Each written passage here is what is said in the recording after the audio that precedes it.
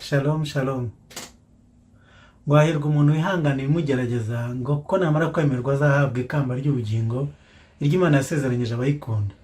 Byanditse muri Yakobo igice cya 1 umurongo wa 12. Inkuru y'uyu munsi turayita gutsinda ikibi, gutsinda ibishuko n'ibigeragezo.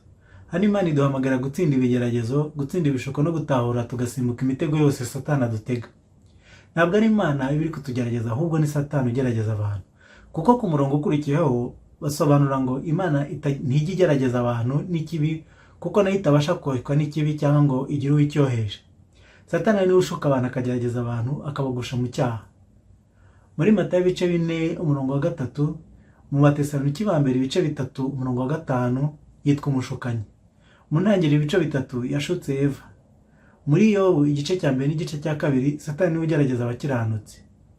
Mu Bakorinto ba kabiri igice 11 umurongo wa 3 kugeza ku wa 4 no ku wa 13 kugeza ku 14 na Yakobo 1:14-15 Satani ashukira umuntu mu bitekerezo bye no mu irari rye, kandi akunda no gukoresha abantu.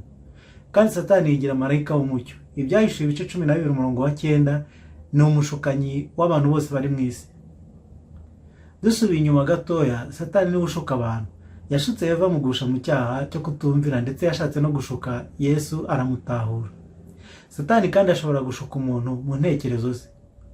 Ngo ariko ndatinya yuko nk'uko yanzuka yoheje Eva n'uburyarya bwayo, ko ari nako intekerezo zanyu zayobywa mukareka gutungana no kubonera bya Kristo. Byanditse mu Bakorinto ba kabiri igice 11 umurongo wa 3.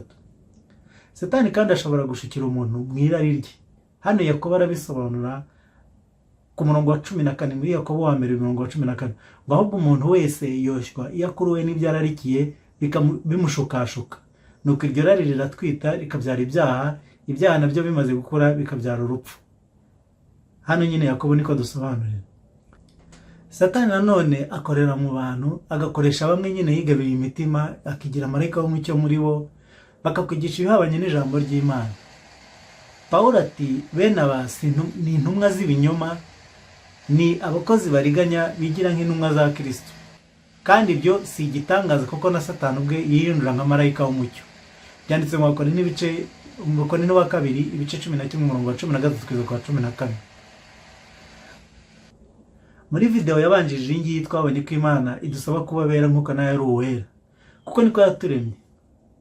Mu ntangiriro murabizi ko mu ntangiriro igice cya 1 umurongo wa 26 ngo reka tureme umuntu mu ishusho yacu ase natwe, mbese agira imisusire yacu.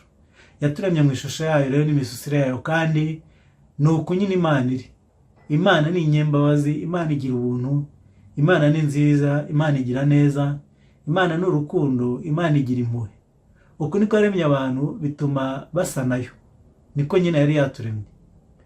Kuko mu ntangiriro ibice 2 umurongo wa 7 Imana yaturemye yarangiza ikaduhumekeramo umwuka w'ubugingo. Uyu mwuka w'ubugingo rero niwo uvamo imbuto z'umwuka. Nubwo hajemo icyaha abantu bakigomeka bakanga kumvira Imana, ariko bayatoye n'ubundi niko ishaka ko bongera bakamera, kandi nizabitunganyiriza kuko yaduhaye umwuka w'imbaraga. Nituyumvira izabidushoboza.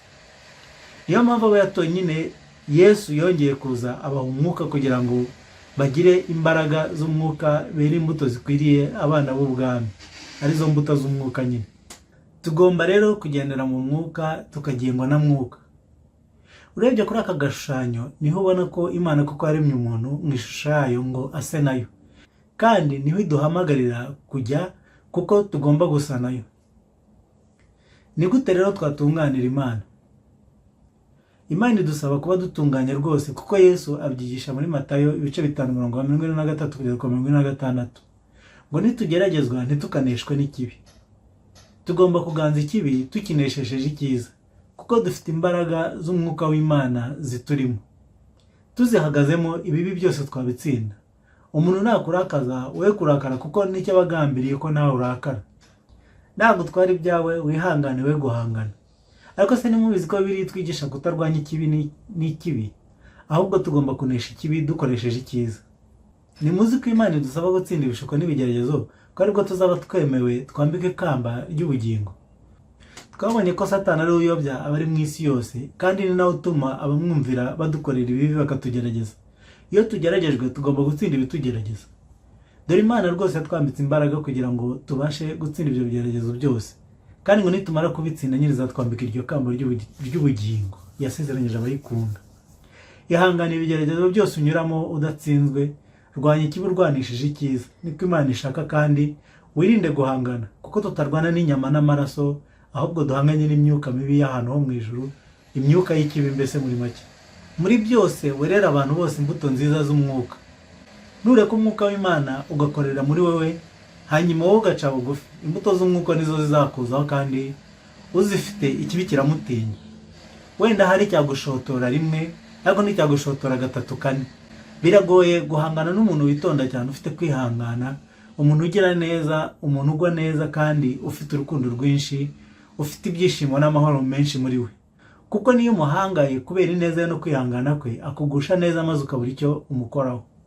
Wari warakarira umuntu wamubwira nabi maze we akagusubiza ineza, umutima wawe uhita udohoka, inseko ikakuzura mu maso, ukumva agutuye umutwaro wari uremereye. Ni nako rero Imana ishaka ko dutsinda ikibi, kandi uko ugenda utsinda ikibi niko kigenda kirushaho no kugutinya, unabohora abantu benshi Satani yaboshye ari we nyine akoresha kugira ngo bagushotore. Ngo nuko rero mugandukire Imana, ariko murwanya Satani nawe azabahunga. Byanditse muri Yakobo ibice 4:7. Uku kurwanya Satani nta kundi ni ukwanga ko gukoresha ibyaha ukanga ikibi, ni ukurwanisha intwaro z'Imana. Nzazivugaho muri video y'ubutaha.